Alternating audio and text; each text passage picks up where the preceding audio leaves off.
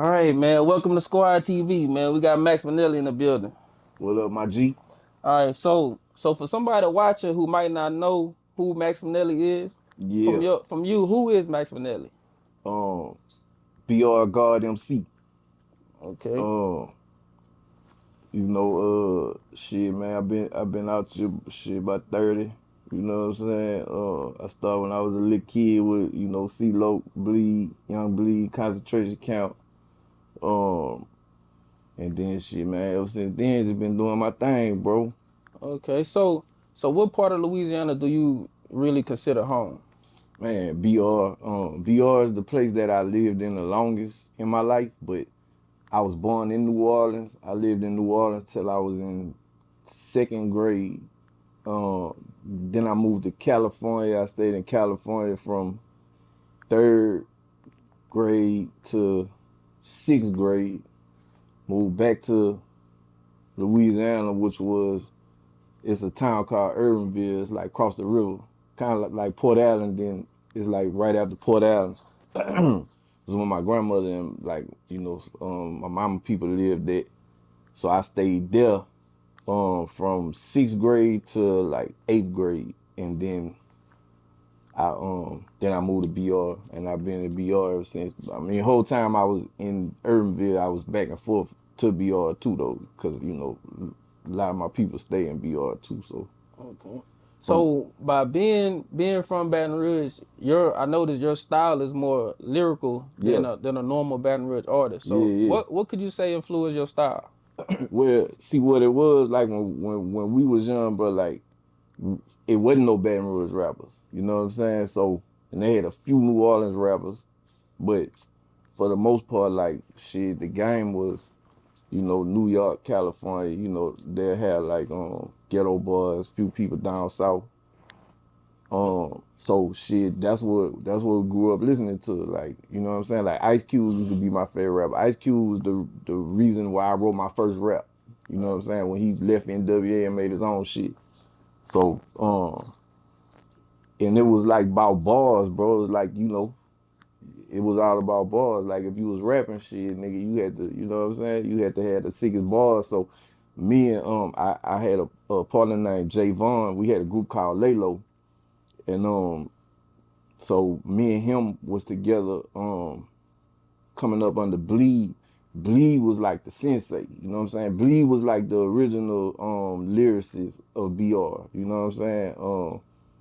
And so, us coming up under him is like shit, he was like the bar that we had to, you know what I'm saying? We had to keep up with that nigga. Like if we gonna get on a song with him, shit, we gotta be, on that level. So as young, we was just getting our pen right, bro. And then after that, like, I kind of took that torch, like, from there and made it cool for BR niggas to be lyrical. You know what I'm saying? Like, I was able to find that perfect little blend of like, still being BR with the shit, but still being able to like have bars. You know what I'm saying? Right. And yeah, bro. I feel like I laid a path for like a lot of the people that came after to be able to do that. You know what I'm saying? So let's talk about Young Bleed for a second. Yeah. So R.I.P. Bleed. That's my brother. when did you first meet Young Bleed? Man, I was in shit, bro. I had to be like maybe 6th or 7th grade. Like, see what it was. I had some older cousins. They went to Woodlawn. And they stayed in Mayfair and shit. So that's where Bleed, mama lived in Mayfair. So when I came back from California, and I told them that, I've been rapping and shit, they was like, oh, we need to hook you up with our boy. We used to call him Tank. That was his, nickname. So it was like, we need to hook you up with Tank. And so they introduced me to Bleed. I had never met him though, like in person. I just always talk on the phone with him. You know what I'm saying? So I go to school, and then when I come home, I call that nigga and be like, man, check out this verse I wrote. You know what I'm saying? As a little kid, so I had to be like 12, bro, 11, 12 years old when I met him, like, talking to him. then I actually met him like a couple years later, cause like, you know, it's like I talk to him, then I lose touch with him, then, you know, I catch back up with him and lose touch with him. So it was kind of like that. But once we locked in, you know, by that time I was in high school and shit. And shit had been up ever since then, you know what I'm saying? So looking back on how significant significant Young Bleed's Yeah, success was for Baton Rouge artists. yeah. So how you what separated Young Bleed from a normal artist in Baton Rouge? Man, that nigga was like Bleed was like a one of a kind, bro. I'm gonna tell you this right quick, but then I'm gonna get back to it. Like, it's a dude who his name Riggs Morales. He used to write for that magazine called The Source, right? And he told us that 50 Cent, after he had got shot and shit and was shaking back, he used to come up to The Source and they used to listen to Bleed album every day, right? So if you kind of start listening to 50 Cent after, you know what I'm saying, you could kind of hear that little twang in this shit, kind of like Bleed, you know what I'm saying? But I mean, Bleed was just a one of a kind, bro. Like the shit he said and his style was just like, you know, man, I can't explain it, bro. His style was just like cold. Like he wasn't loud and in your face.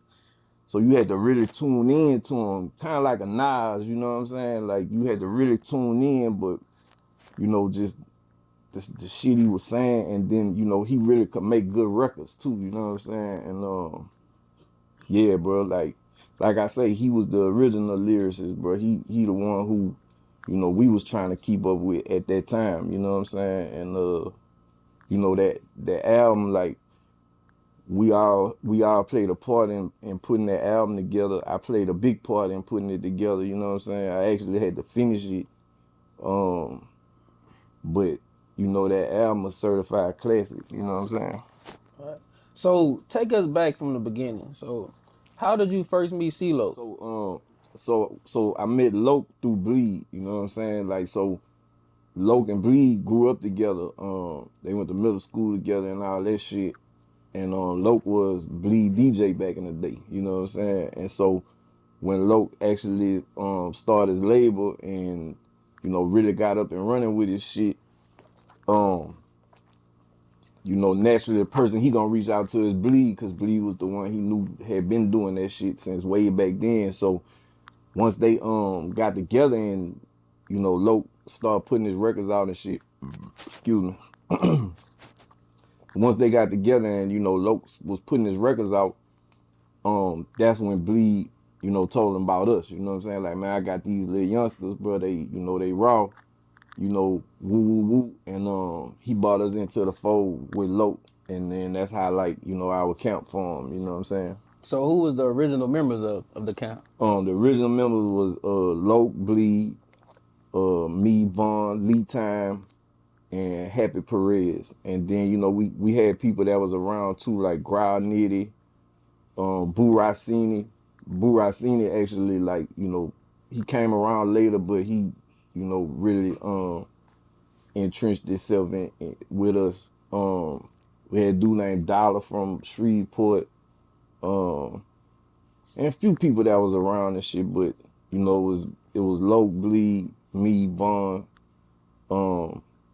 Happy, and Lee Time was like the original ones. So with all that talent in one building, man, how was the recording processes like at that time? Man, it was I think that's what made everything dope as it was, cause like I say, like, you know, we getting on the song with Bleed or with this person, or, you know, everybody looking at it like, man, I know this nigga finna eat on this bitch, so I gotta, you know what I'm saying? And then so it's kind of like that competition kind of thing, like, you know, you get on the song with a nigga, you wanna, you know, try to stand out on that bitch, you know what I'm saying? Like, and I still to this day, like, if I get on the song, they call me to do a feature, like, I'm trying to kill you on that bitch, you know what I'm saying? So it was kind of like that type of thing.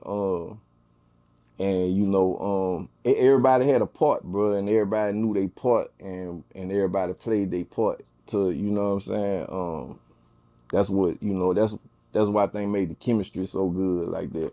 So did y'all feel like y'all was making a piece of Baton Rouge history at the time, or just something that regular that just came together? Man, we was just trying to do some shit, bro. We was trying to, you know, be heard like the rest of them niggas. I mean, you know, we knew being from BR was like, you know, we was against the odds already, cause you know what I'm saying, like, you know, we had people like Nero and you know, Kuiper was way back in the day. You know, Silky Slim and them Bottom Posse was doing some shit, but you know, we was trying to take it to another level. And then when Loc hooked up with P, you know, that kind of like opened the whole door for, you know, some shit to like really take off. You know what I'm saying? So to answer your question, no, I don't really think we was looking at like, man, we making BR history. You know what I'm saying? We was just doing what we was doing, and that's just kind of like how it turned out. You know what I'm saying? Right. So, so I wanna talk about Happy Perez for a second. Yeah, So what made that chemistry between you two work? man. So we met, me and Vaughn was going to Port Allen High at this time, right?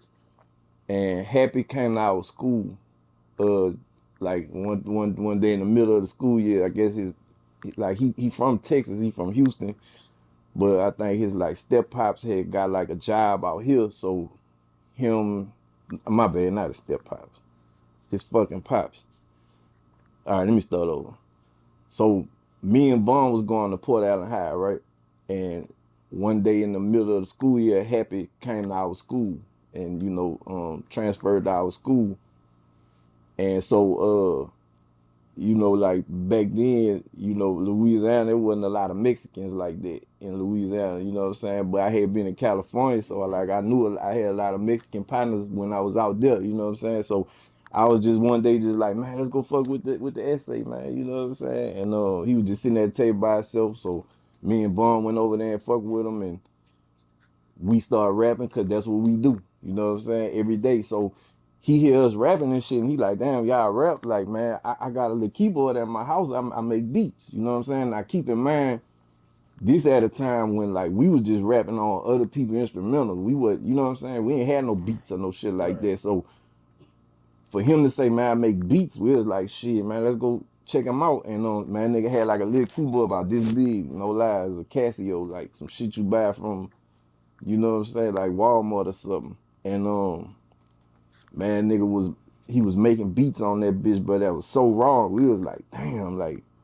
this nigga making these kind of beats, like, you know what I'm saying? So we just instantly locked in, bro. And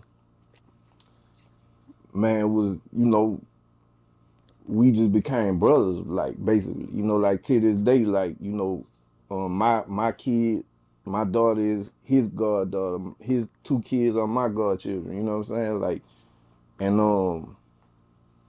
so it's like, man, we just became like kind of like Snoop and Dre or something. It's like you don't even gotta say. You are, like, I already know, he already know, I know. Like, you know what I'm saying? What we doing? You know what I'm saying? So that's how that chemistry, like, we just basically became family, bro. So do you feel by you being living on the West Coast that the style of instrumentals you rap on played a big part of that?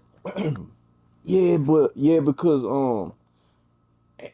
and too, like, I feel like being in BR, like, we was all about like shit that's gonna beat in the trunk. You know what I'm saying? And like, man, most of the shit that was beating in the trunk was like, you know, West Coast shit, you know, because I guess like I always think like East Coast people, they don't drive, they ride trains all the time. So they make their music to sound good in the headphone. You know what I'm saying? We make our music to sound good in the trunk because we drive everywhere. So I think that was like a big influence on us, like, because we listening that E40, we listening that Too Short, we listening that, you know, Death Row shit, Pac, Dre and Snoop, all that. But like I said, at the same time, we was listening to Nas and, you know, Jay-Z and, you know, all that kind of shit too. But the beats was like different when it was like, you know, West Coast shit, you know what I'm saying? And, you know, then eventually down south shit started coming take over. So I think I mean I would say probably me living there for a little while did, but I think most importantly it was like just the shit that beating the trunk. You know what I'm saying? Right. So you can say that's what makes a producer stand out more with your style of music than rather just buying a beat from them. What, being able to work together? Yeah. Most definitely, cause um I think you could hear the difference like when you really lock in with somebody and that way y'all could develop like y'all own sound together, you know what I'm saying? As opposed to like a producer just making a bunch of beats and sending them bitches out to everybody, which is cool. Like, you know, you still gonna make some raw shit like that. But I think like if you lock in together, like all the young dudes I talk to now, I be trying to tell them like bro, this is what you need to do. Find you a nigga somewhere that nobody don't know who make beats. It's a million of them. You know what I'm saying? Like get on Instagram, YouTube, find that untapped nigga that nobody ain't really fucking with and just lock in with that nigga and y'all create your own shit. Cause if you think about it, bro, like all the classic shit like from our era was made with one producer or one team of producers, and you know what I'm saying? Like if you think about all the Cash Money shit was Manny Fresh. Like the Death Row shit was Dr. Dre and you know Daz or whoever. No Limit had Beats by the Pound. You know what I'm saying? Like so like Outkast and them had Organized Noise, so it was all like people was making their own, they coming up with their own sound, and you can't get that sound nowhere but there.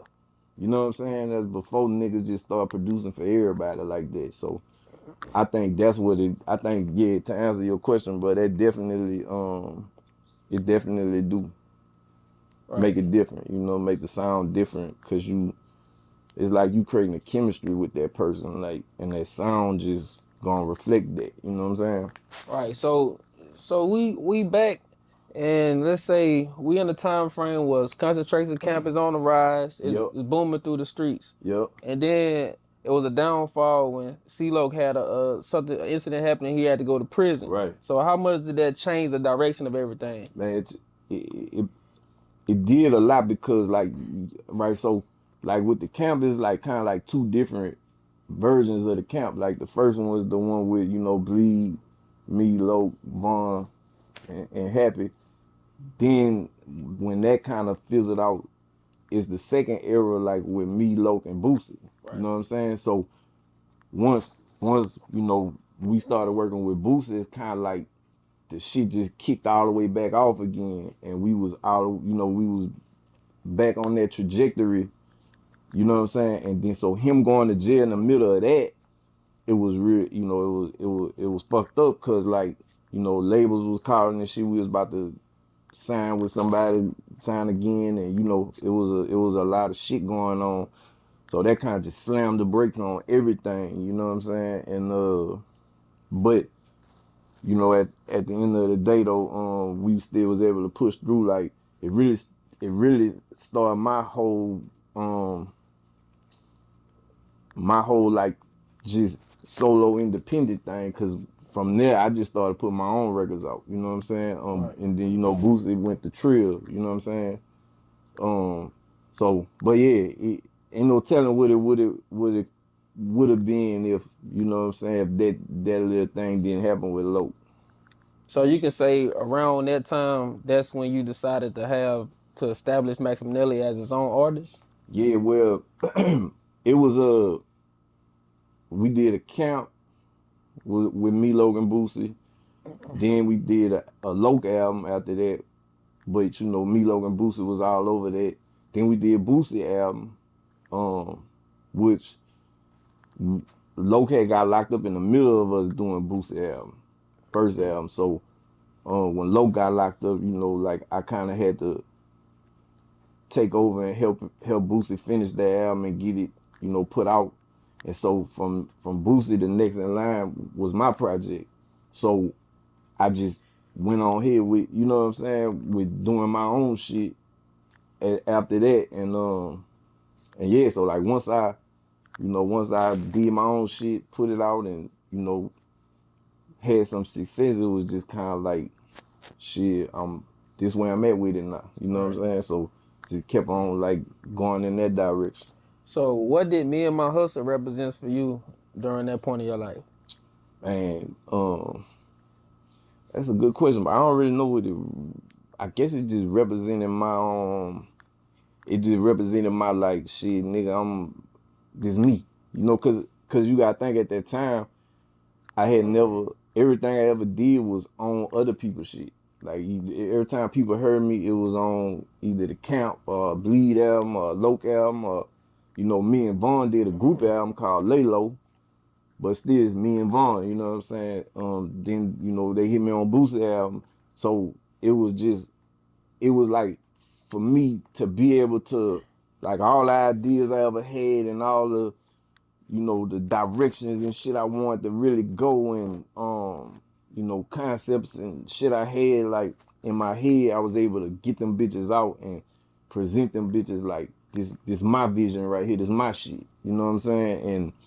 And, yeah, bro, it was a big thing for, you know, for to really be able to do that and to put the shit out and people fuck with it. You know what I'm saying? It was like, okay, I ain't, you know, I'm going in the right direction with it. You know what I'm saying? So what changed between that album, that project and also Get Served? Man, so you gotta think Get Served was 2, 3,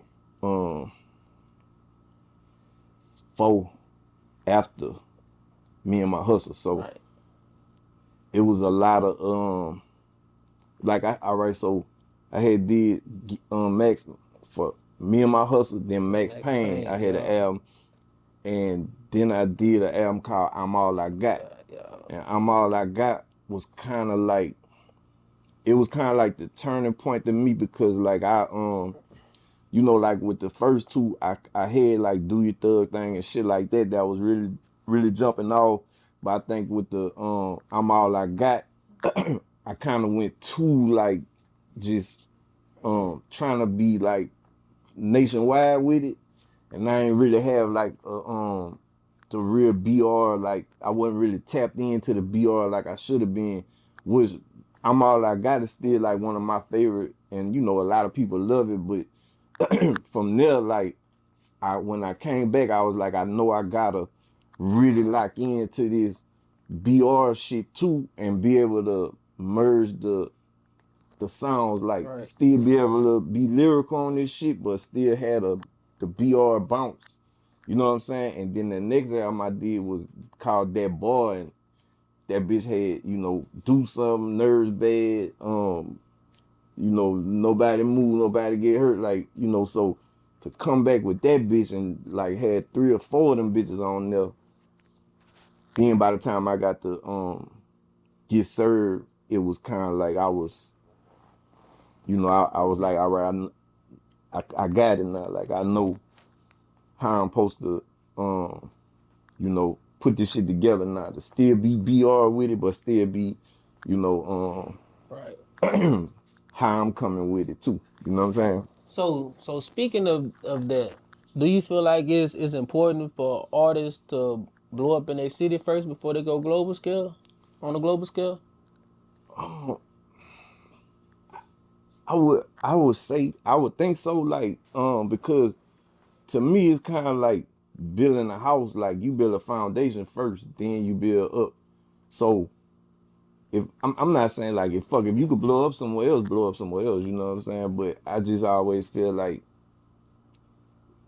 you know, it's different when like a motherfucker from where you from win and make it, like then the people could feel like, yeah, he one of us, like, you know what I'm saying?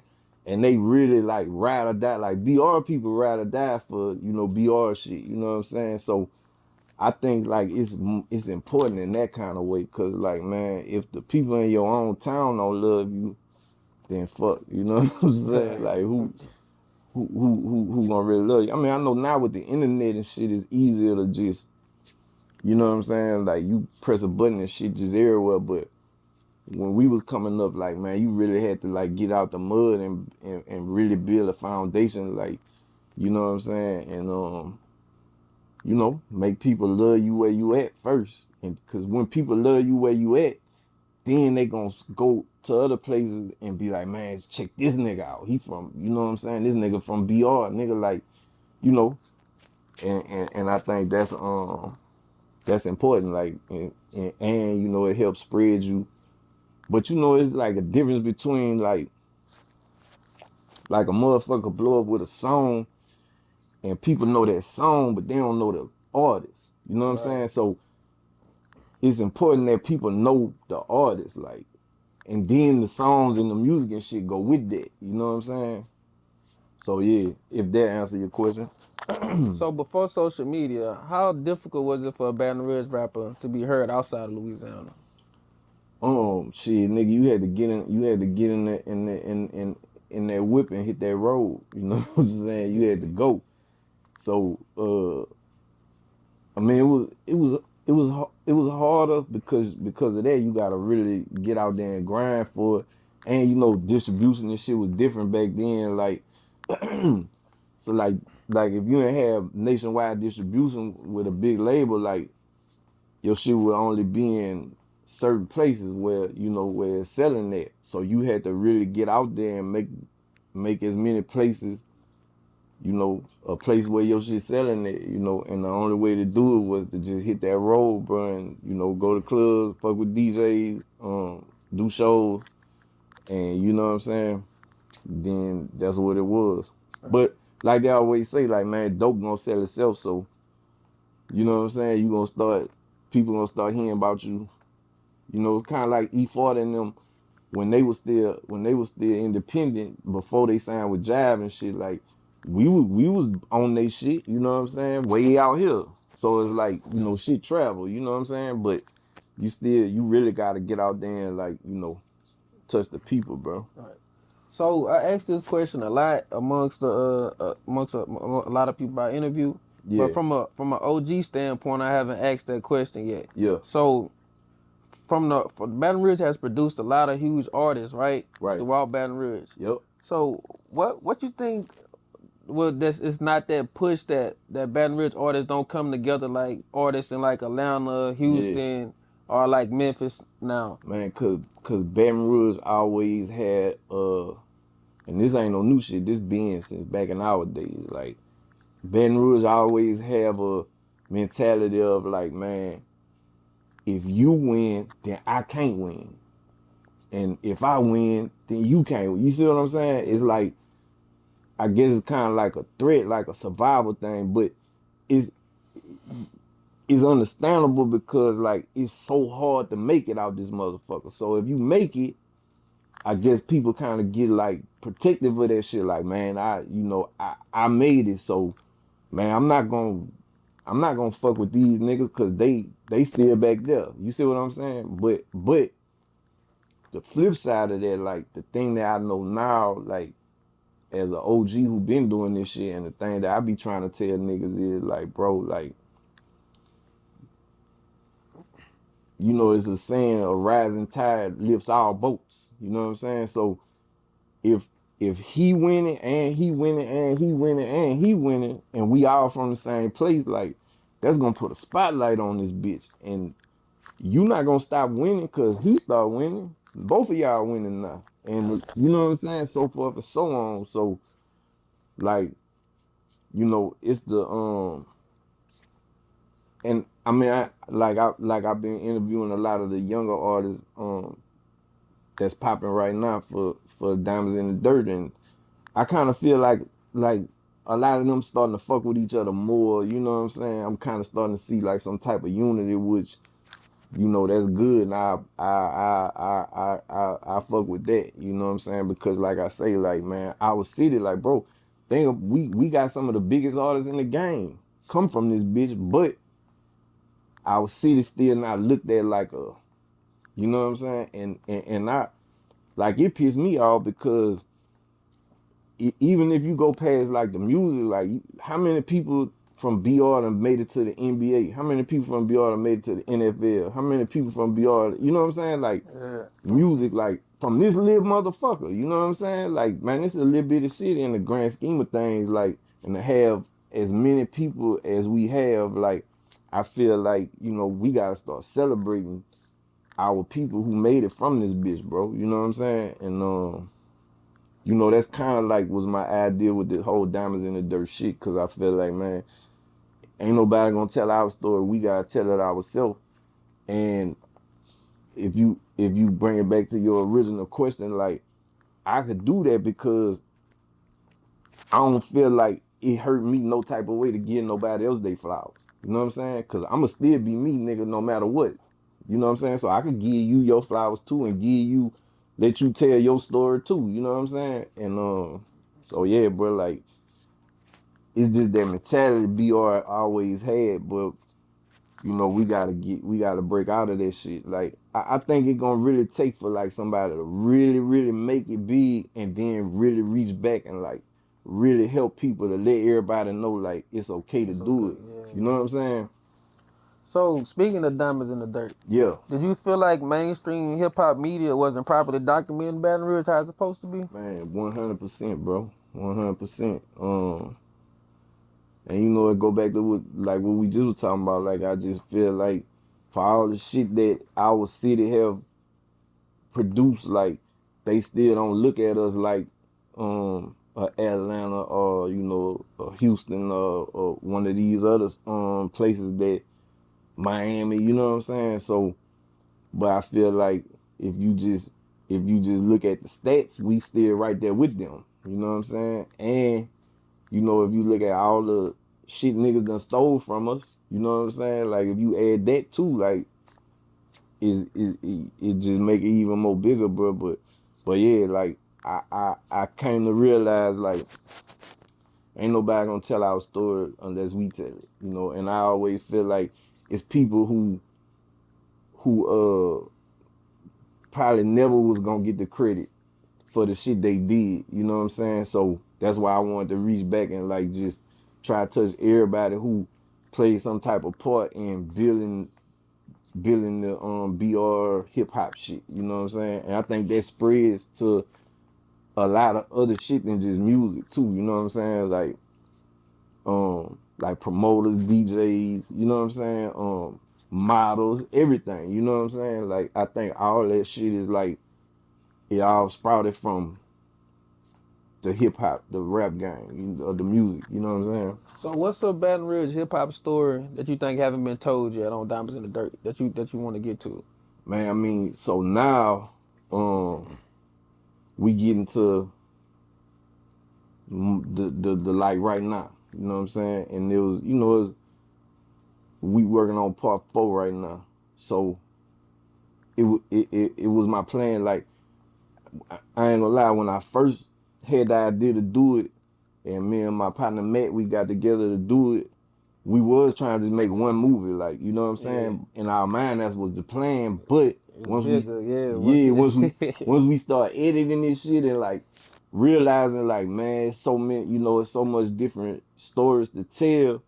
That's when we start like, all right, we're gonna cut this one off right here, and then. But a lot of people was mad at us though, cause they, you know, a lot of people like, man, how you don't have this, how you don't have such and such on here, bro? About it, man. That's all we was hearing. But you know, it used to bother me, bro. I used to be like, man, like, bro, like, how many times do I gotta say, nigga, if you don't see somebody now, you gonna see, you know what I'm saying? Yeah. Like, just trust the process. But I know too, like, man, a lot of niggas do one or some shit and then you don't never see nothing else from it. You know what I'm saying?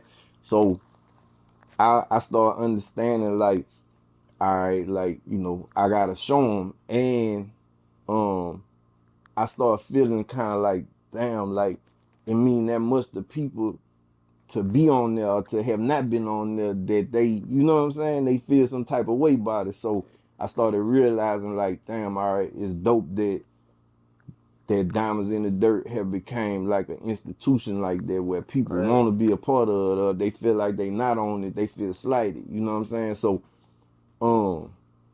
that's, you know, I just, bro, it's hard because now, like, it's just so many people that do, you know what I'm saying? So many people, and there's a lot of people who feel like, man, we supposed to be on there. There's some people who people asked us about that didn't want to be on there. You know what I'm saying? So it's just, you know, it's a it's like juggling a lot of shit, bro. But It's like a love and hate relationship, ain't it? yeah, bro, it's like, man, bro, like, you know, and then, but people don't, but motherfuckers don't know the time, work, and money it It take takes. to make a diamonds in the dirt, bro. Like that shit is like, you know what I'm saying?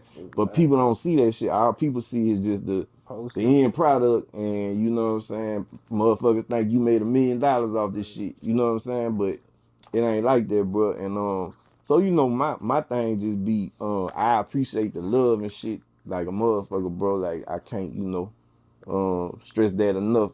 But I just be wanting people to understand, like, man, trust me, bro. I'm trying to get everybody to, you know what I'm saying? I'm trying to get to everybody, you know what I'm saying?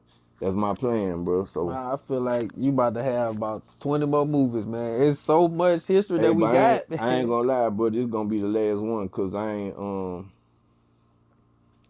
It's stressful. yeah, I just want to start doing something else now. You know what I'm saying? Yeah, turn over to a new leaf, huh? Yeah, yeah. But Yeah. I feel like, you know, for me to be able to have left that, you know, people could always go back and look at it and be like, oh shit, man, they had, you know, niggas in Baton Rouge rapping, you know, because one day this motherfucker gonna get looked at the way it's supposed to, you know what I'm saying? And so when that day come, man, we left this motherfucker like a encyclopedia or something for people to go back and, you know what I'm saying, and watch and learn about, man, who laid the foundation. You know, what I really want to do, bro, is a museum, like a Diamonds in the Dirt museum. You know what I'm saying? That'd Like, be hard. yeah, that's what I want to do, bro. Cause I know they got one in Atlanta, right? Yeah, yep. So I want to do like a Diamonds in the Dirt museum, but also, like I say, include athletes, you know what I'm saying? Include different kind of entrepreneurs. And like I want to have like I probably shouldn't be saying this shit on here because I don't want nobody to steal my fucking idea. But like in my mind I see like a museum, you know what I'm saying? And I want to have like a thing in the back with a stage where we could do shows and shit, you know what I'm saying? And then have like a little some type of walk of fame or something, like kind of like how they doing in New Orleans, but have like a, you know, like a Baton Rouge version at the Diamonds in the Dirt Museum. And every year we'll put more people in the walk of fame, like a producer, a rapper, a DJ, and an athlete or something like that. You know what I'm saying? But that's what I really want to do, bro. Man, so we're gonna come back to Baton Rouge, Yeah, but we gotta talk about the media, man. yeah, What's your take on a lot of this stuff that's going on in the media right now? Let's start. We can start with Gucci Mane and Pooh Shiesty. yeah, As a artist and a businessman, you got the best of both worlds. yeah. So how you think that situation should have been handled? And what I look at is like from an artist standpoint, bro. A lot of times artists don't know really the shit that the label, you know what I'm saying, either spent or had to do to get you to that point. You know what I'm saying? So I heard something like Pooh Shiesty felt like he Gucci Mane owed him 20 million. Or, I can't remember. It was It some was extra. something similar to that. But it's like, come on, bro. Like 20 million, how? Well, you know what I'm saying? But I understand that like a lot of people, like I was just saying about the Diamonds in the Dirt shit, like a lot of people don't see all the work. They just see the end result and just feel like, oh man, that nigga made $1 million off this shit. You know what I'm saying? Like, but they don't take into account what you had to spend and what it took to get to that. So that's that side. But now from my artist side, I also could say, and like I said, I don't know the particulars of what Pooh Shiesty and Gucci Mane got going on. I feel like Pooh Shiesty could have went about this shit better, you know what I'm saying? Cause fuck, I just feel like, anything is better than man, being where you at right now, my nigga. You know what I'm saying? But on Pooh Shiesty point of view, like Gucci Mane, like and labels and CEOs, like man, be fair with niggas. You know what I'm saying? So it's like like I said, I don't know if he was being fair with him or not. I'm just saying, like, in the grand scheme of things, be fair with niggas so that way, you know, you keep it all good, like, and you don't have, you know, niggas running down on you with, you know what I'm saying, with choppers to get you to sign a release form, you know what I'm saying? So yeah, bro, that shit. I don't know that. I don't know what Pooh Shiesty was thinking Like about with that one, his bro. dad, let's say his daddy was with him, his cousins, like I your feel whole like, family. yeah, it had to be a better way to go about that one, bro. You know Yeah, what I'm man. saying? Like, them niggas was tripping with that one, G. Man, Then what? filming this shit too. Like, come on, my nigga, what the fuck? Yeah, they wanted to, man, whatever that situation is, I wouldn't wish jail on nobody, Man, but bro. there's better ways to do it, man. It is kind of like, you know, the Lamont Sanford Dummy of the Year award type shit. You know what I'm saying? Donkey Like, of the day. man, yeah, all that, bro. So, man, speaking of donkey of the day, man, they got this Tupac case going on with Keefy D, man. In interviews, he's going in, like, he had an interview with Vlad TV. Bro, He went into detail on who had the gun, bro, who gave the gun, who shot the bro. gun, who car they was drove, who was in the car. Like he gave every detail, Hey, and they bro, all I can say about that shit is, bro, clout is a hell of a fucking drug, bro. You know what I'm saying? Like, what make a nigga? I mean, I guess he felt like cause he had gave a little interview and he had the immunity for that, you know. But at the end of the day, like, man, you like this nigga, you supposed to be a gangster and all this shit. You done been locked up and all. You know how this shit go, bro. Like a murder, nigga. Like, but I mean, I guess he just got comfortable, bro. Like he just got comfortable and felt like shit, man. They ain't never gonna, you know, they don't get no fuck about that. But shit, they showed you, nigga. Like, so yeah, that's like the donkey of the decade type shit do right you there. feel like I know for me as an interviewer, I try to sway away from certain questions or I communicate with the person if I'm gonna feel like I'm asking a question like that. Do you feel like the interviewers sometimes play a role in asking that question, or you feel like No, they just keep talking at the mouth and should have know no, media cause trained? yeah, like bro, at the end of the day, nigga, a nigga ain't got a gun to your head saying, answer this Answer the question. question. I mean, like a interviewer gonna ask you every fucking thing, nigga, but it's on you to just be like, nah, I ain't gonna answer that, or I don't want to speak on that.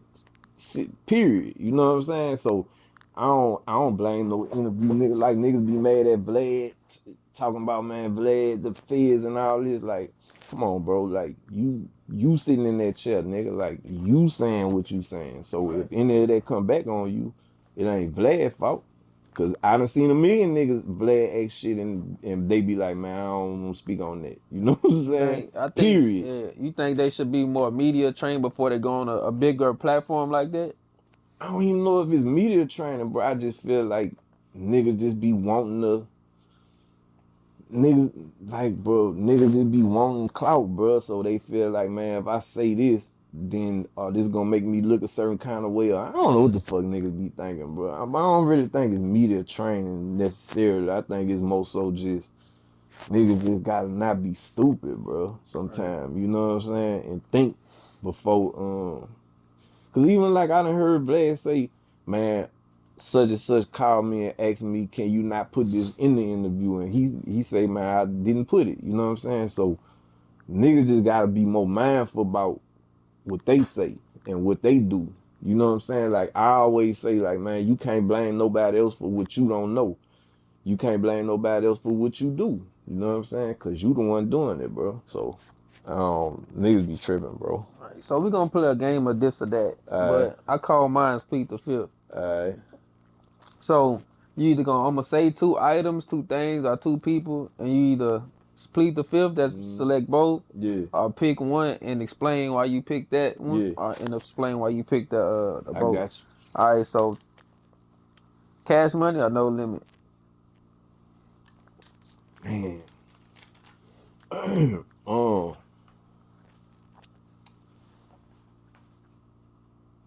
I'm gonna plead the fifth cause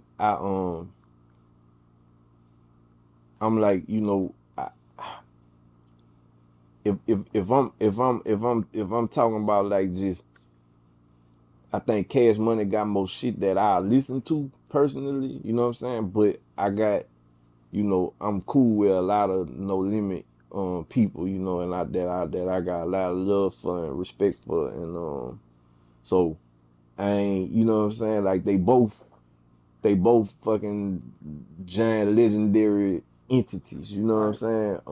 I just personally feel like 400 Degrees though is like one of the top 3 albums of all time, you know what I'm saying? So I'm gonna plead the fifth on that one.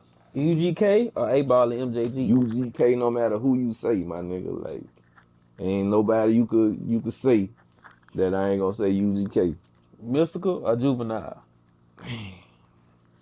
Hey, bro, I ain't gonna lie, Mystical, that nigga was a one of a kind, bro. Like, and I remember when cause you know I was like signed to Mystical at one time, right? He had a label called Big Truck Records, Yeah. and that was like right when he went to jail the first time. So I used to say like, you know, like in the rap game, bro, it's always like excuse me, it's always like they got lanes, and like they have a certain person in this lane, and then eventually they'll, you know, fade out, and then another person to come jump in that lane. Like it always be a fat nigga that's big, it always be a girl that's big. You know what I'm saying? Like, and Mystical was kind of like, he had a lane, and I always felt like once he, you know, kind of faded away, somebody else was gonna get in that lane, but ain't nobody never get in that nigga lane, bro. He like a one of a kind. So. And bro, Mystical, like when Mystical first came out, bro, like man, that nigga had shit on lock. You know what I'm saying? You, how old you? I'm You 33. you a little younger, so you Yeah. wasn't really. See, I remember when that motherfucking Mystical came out, but like I say, bro, 400 Degrees, that's like, you know, top 3 to me. So I don't know, am I pleading the fifth? I guess I'm kind of pleading the fifth again, huh? All right. DJ Big Wayne or DJ Be Real? Damn, boy. I know Big Wayne be mad at niggas when if niggas don't pick him. I fuck with Big Wayne, though, it's my dog, bro. I'ma just say Be Real because Be Real. I heard Big Wayne say, you know, he was watching what Be Real was doing. You know what I'm saying? So, I mean, naturally being a little brother, you know what I'm saying? You looking at what your big brother do, but I will say, you know, Big Wayne did a hell of a job, you know, developing his own shit. You know what I'm saying? So, yeah. Soldier Slim or C Murder? Man. You know I was in a group with C Murder? You knew that? Yeah. The Cut Boys. Mm-hmm. Free C, that's my dog, bro. Man, but Slim, that was my dog too, bro. Like, I'm pleading the fifth on that one, bro. I'm pleading the fifth on that one. That first C Murder album was like, that bitch was classic, bro. You know what I'm saying? Slim just had a crazy ass style though that was like one of a kind. You know what I'm saying? Yeah, bro. A radio hit or a street anthem? Man, a radio hit gonna make you a lot of money, but a street anthem gonna make you a lot. Well, fuck, I say a radio hit, cause radio hit gonna make you the most money. You know what I'm saying? Street anthems, them bitches live forever, but radio hits live forever too. You know what I'm saying? So I say radio, cause you getting that publishing gonna be stupid off that bitch. You know what I'm saying? All right, storytelling. Yeah. Young Bleed or Boosie?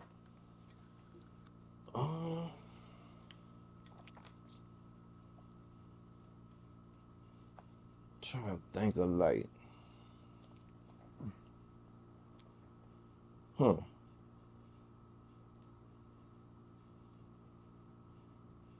Boosie a hell of a storyteller, bro. I'm gonna say, I don't know, bro. I'm gonna plead the fifth on that one, bro. And I'm not gonna pick one or the other, That bro. one kind of hard, Hell man. yeah, that one hard, bro. All right, so Lil Fat or Lil Handy? R.I.P. to both of them. Shout out to handed, big handed grip, Squeak, all his people, Glen Oaks. You know what I'm saying? I'm gonna go with Fat though because Fat was able to do more, so he left a legacy. You know what I'm saying? He left a bigger legacy than Handy was able to. Now, had Handy been, you know what I'm saying, able to do, I'm sure he would have, did his thing too. But Fat, the original YN. So, Right. you know what I'm saying? Like, all these niggas we see now is like a branch off Fat Tree. You know what I'm saying? Like, he had a hell of an influence. You know what I'm saying? All right, before we switch it up to rapid fire, respect or loyalty? I say loyalty because I believe you not gonna be loyal to nobody unless you respect them. You know what I'm saying? Like, I kind of feel like if you got loyalty, that come with respect, basically. All right. Yeah. All right, so these questions in rapid fire is basically based on the OG in the rap game in Baton Rouge. Yeah. From what you see and what you hear. Right. Most underrated Louisiana rapper ever, outside of yourself. So on these is just from your opinion. Louisiana period. Yeah. Man, I'm gonna say two. I'm gonna say either Vicious, R.I.P. Vicious, or Lil One The Champ. Okay. Best Louisiana rap album ever. I want to say Bleed Balls on My Word, but 400 Degrees, bro. I gotta say 400. Man, that's right. It's hard to top that one right there. Yeah. Best rapper you've personally been in the studio with. That you could say he up there with me. Like just bars wise. Yeah. I mean, I would say Bleeding Vaughn, but I done been in the studio with dudes like Lil One The Champ that I, feel like, on that level. Who else, bro? I done been fucking. I'm gonna just say Bleed because Bleed was the only person to me that I used to like feel like I had to keep up with. Ever since then, I feel like niggas gotta keep up with me. You know what I'm saying? So Lil One The Champ get the honorable mention? You get the honorable mention, bro. Okay. Yeah. So hardest Baton Rouge record ever made? Like album or just song? The song, period. Like you wake up in the morning, hear music playing outside. What you think that one record gonna be? Fucked Up and Fucked Up by Boosie. Ooh.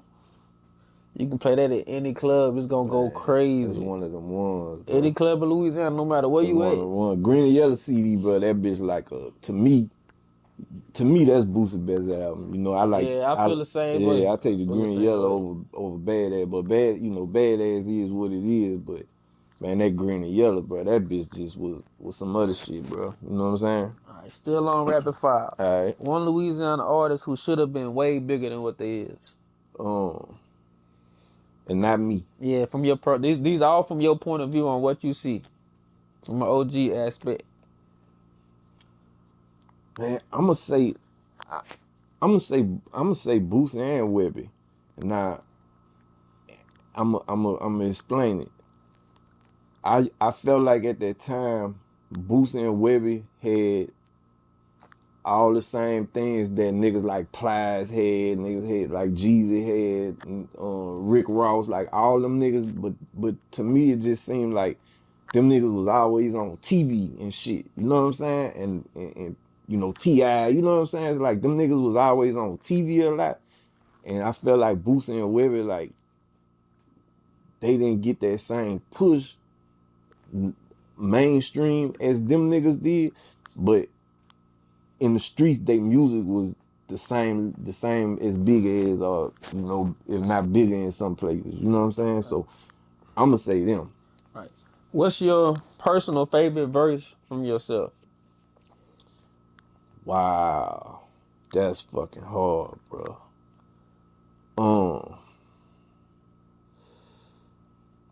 Jesus Louise, I don't know, bro. That's fucking hard, bro. maybe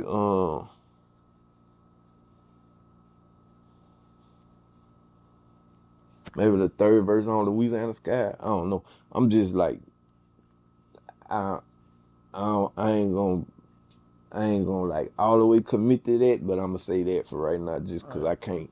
There's a lot to have to think about, bro. So what's one person that you feel that helped change your career, your rap career? Loc, no doubt. Like, you know what I'm saying? Loc, the nigga who gave me a shot, you know what I'm saying, and taught me like so much. You know what I'm saying? Like all the shit I was able to learn from watching him and the shit that he did. And, you know, I appreciate cause I know now, you know, when you young and shit, you don't really know what a nigga going through to be able to make all this shit happen. But you know what I'm saying? Now that I, you know, done grew up and have been able to look back, like it's like you see all the shit that nigga had to do like to make this shit happen. So him for sure, bro. All right, cool. So we talked about other artists. So now let's get down to Max Minelli. Yeah. So you watch people get money, lose money, Yeah. become famous, disappear, go to prison, and reinvent themselves. So what has all that taught you about life? Man, about life, it's just that, man, this bitch ain't over till it's over, bro. You know what I'm saying? Like, don't never count nobody out. Don't never count yourself out. Cause at the end of the day, like, you always just that one thing away from, you know what I'm saying? Like, whether it's a song or a fucking, I don't know, a book or a podcast or, you know what I'm saying, a documentary or anything, a job, you know what I'm saying? Like, you always one thing away from it. So don't never count yourself out no matter what. Don't never give up on yourself. That's pussy shit to me. You know what I'm saying? Like giving up on yourself and feeling sad for yourself and all that shit. Like, man, fuck all that, nigga. Like, you know what I'm saying? Get your ass up and do something. So, you know, it's like, and I salute, it's like big salute people who, like you say, have had it all, lost it, and got it back. You know what I'm saying? Cause that's like, you know, that shit ain't easy to do, bro. Right.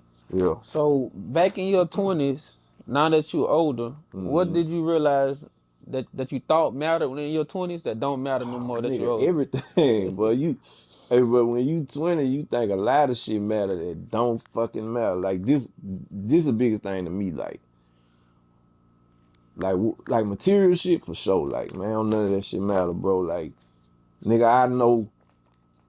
Like, I remember when we was young, like, you know, it used to be a thing like, man, I'm trying to go to Bayou Classic and pull up in the whatever the fuck in front of, you know, the Sheraton, nigga, and you know what I'm saying, jump out that bitch. And but it's like, nigga, the thing I know now is that, nigga, I could land a fucking spaceship in front of that bitch right now. And people might be like, damn, that nigga landed a spaceship. But as soon as they walk away, ain't nobody gonna give a fuck about that. You know what I'm saying? So, you know, just like material shit is one for sure. And man, what other people think? Like, nigga, you know what I'm saying? Fuck what other people think, nigga. What you think?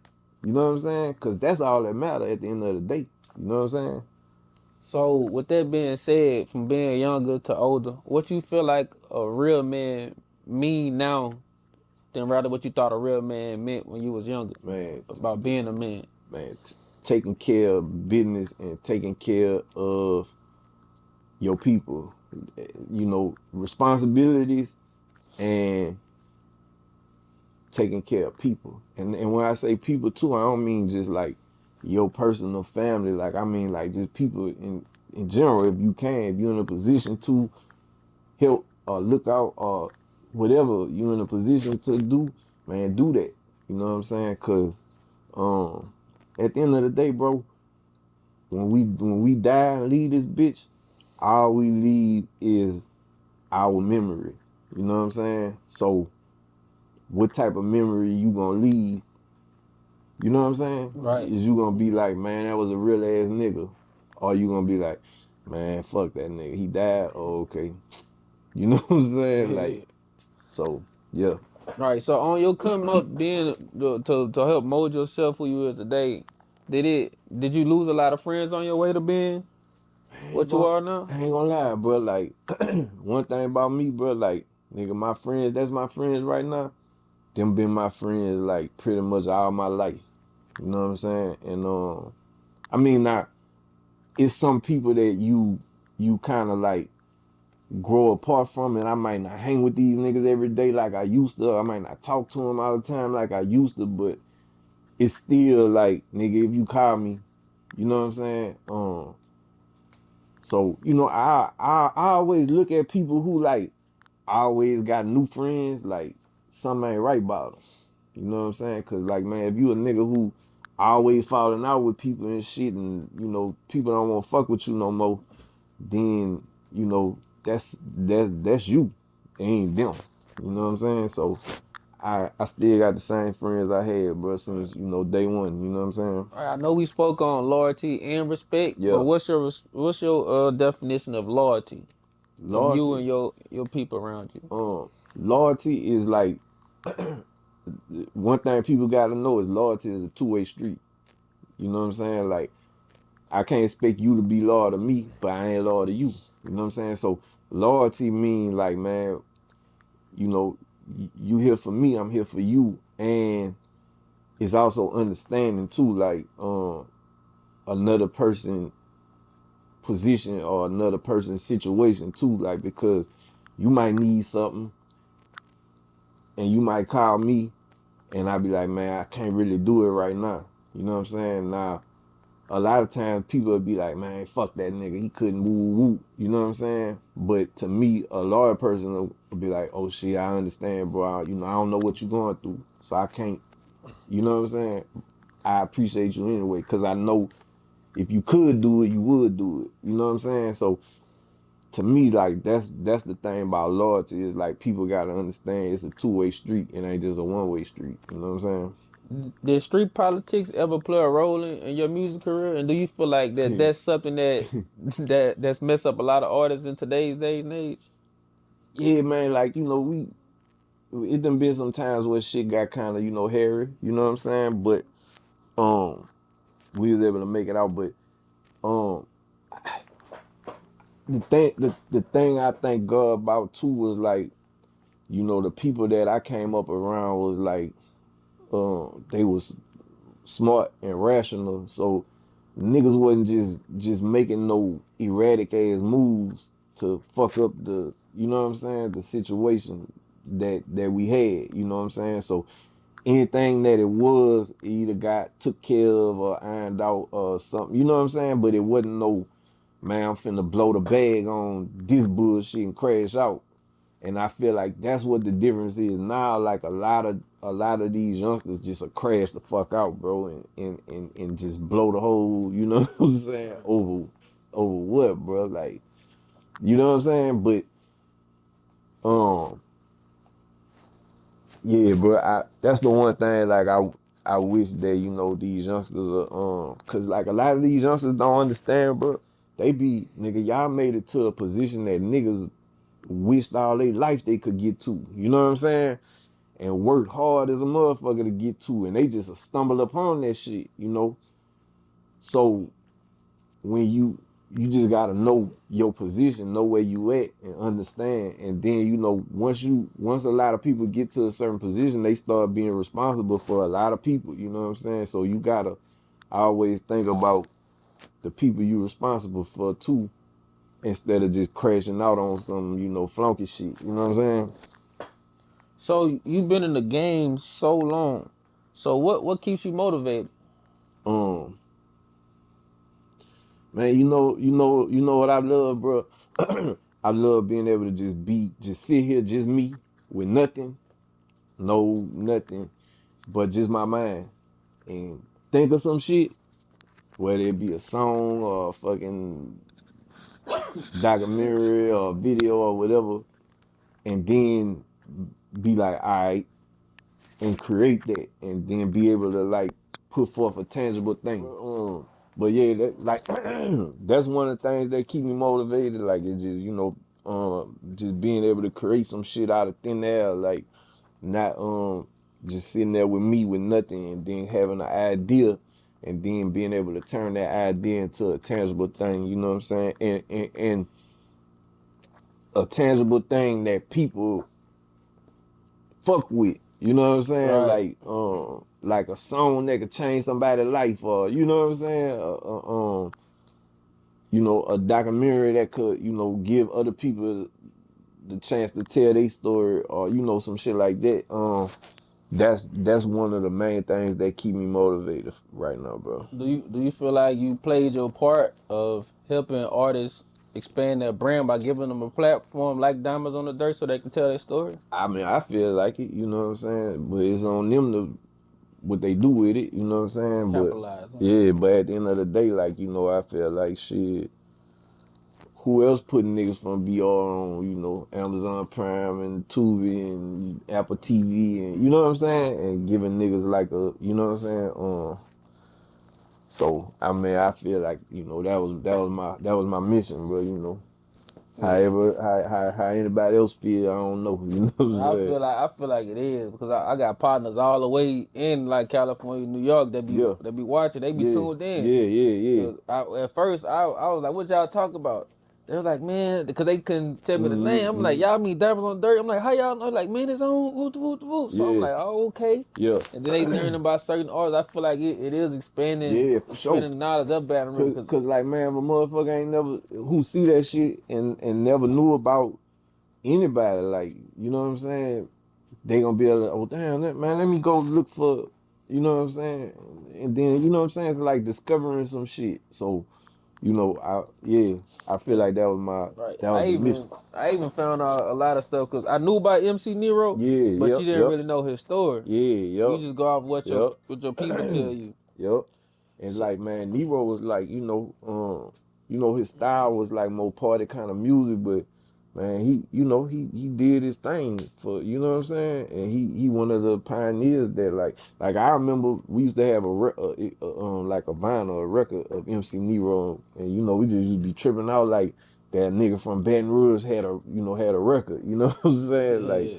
you know, back then that type of shit was like, you know, So if you could sit across from the young Max Minelli before concentration camp, yeah, before the records, before everything, yeah. what would you tell Man, save your money, bro. him? Don't save your money, bro. Don't blow your money like you know. But I spent a lot of money on dumb shit, bro. That's one thing. And another thing too, be like, man, enjoy it right now. Like, you know what I'm saying? Because I feel um, like I was running so fast with tunnel vision to where it was like I knew where I was trying to get, or where I thought I was trying to get.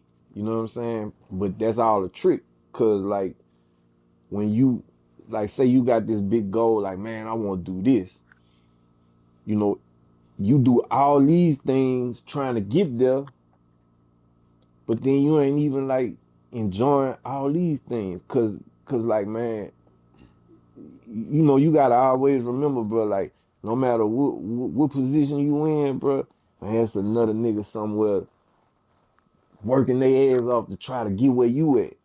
You know what I'm saying? So you gotta really appreciate that, bro. And so that's like one thing be, you know, saving money, and another thing will be enjoy the ride, bro. Like really take this shit in, you know what I'm saying? Like cause you know, like I've been through a lot of shit, like, you know, with mental health and shit, bro. And like that shit hindered me for a long time, you know what I'm saying? From really just being able to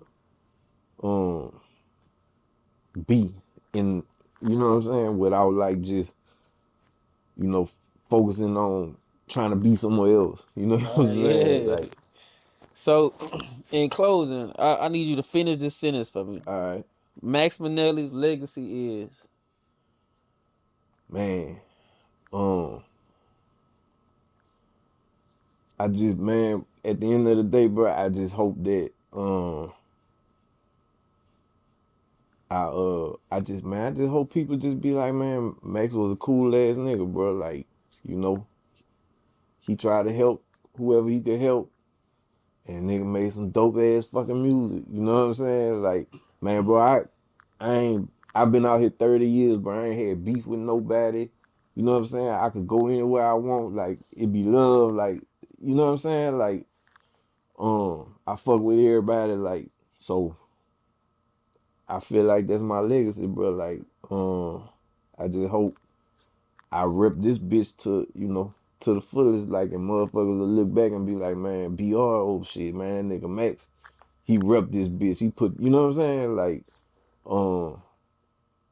yeah, bro. I guess that's it, bro. Like, and he was a real ass nigga. He wasn't no fraud ass, flunk ass nigga. You know what I'm saying? He stood on principle. Like, that's man, that's it. I guess, bro. Man, I wanna appreciate you for pulling up on me, man. Man, When you likewise, DM me, bro. man, I was surprised. I was like the OG to hit me, man. I Man, gotta get it hey, done, I man. see what you doing, bro, and I salute what you doing. So, man, you know what I'm saying? I wish you more, success and man, just keep on grinding, bro. Yeah, appreciate you, Yeah, man. yeah. All love. Yes, sir, my brother. Hey, man, Diamonds in the Dirt 3. By the time y'all see this, Diamonds in the Dirt 3 on Tubi right now, on Prime Video. It's on Prime Video right now. It's on Tubi right now. Go check that out and watch Diamonds in the Dirt 1 and Diamonds in the Dirt 2. You hear me? Yeah.